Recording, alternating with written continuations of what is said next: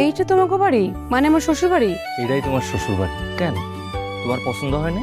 তোমার আমার পছন্দ হয়েছে, আর তোমাকে বাড়ি পছন্দ না হয় কেমনে? তোর লগে কারে লইছস? মাইরা কে? তোমার পোলার বউ। তোমার পোলা আমার মাথাটা সারা জীবনের লেগে নিচু করে দেওয়ার ব্যবস্থা করে আসছে।